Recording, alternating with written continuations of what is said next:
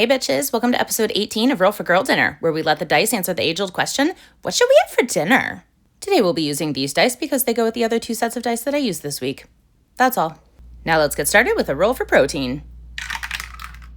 6. Peanut butter.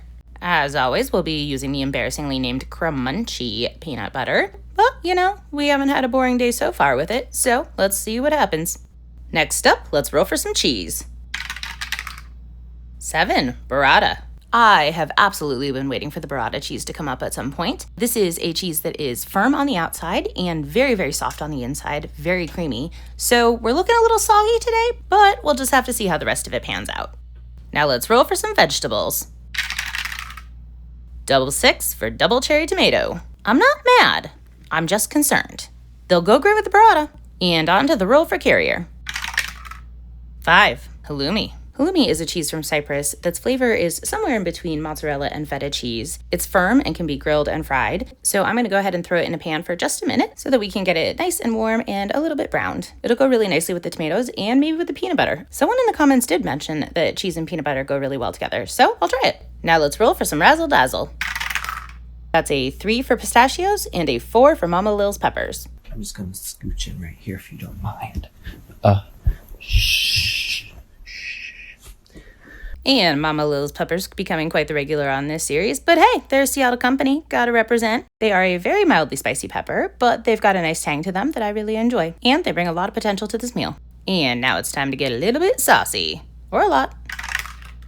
2. Honey. We're bringing back this hot honey, 1, because it's the only one I have, and 2, because the spice will bring a little bit of extra dimension to this meal. Now let's roll for some sparkling water. 7. Guava Sao Paulo.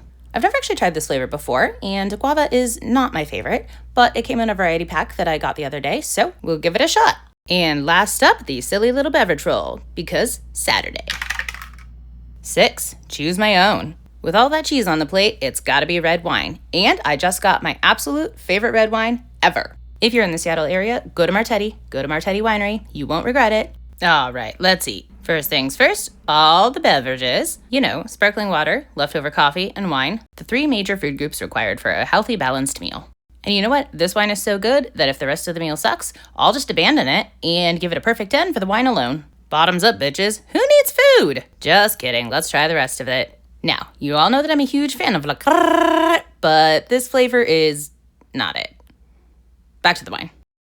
Oh wait, there's also cherry tomatoes, which are like my favorite thing, and a whole lot of cheese. So let's go ahead, dig right in, try some stuff out here. I'm gonna do the cheese and peanut butter first because, like I said, a commenter recommended it to me, and I love your recommendations. So we'll use the halloumi as a base, add some peanut butter, and then some burrata on top. And I can report back that commenter was absolutely correct. This is fantastic. Though of course this wasn't exactly the kind of cheese that they meant, but it works.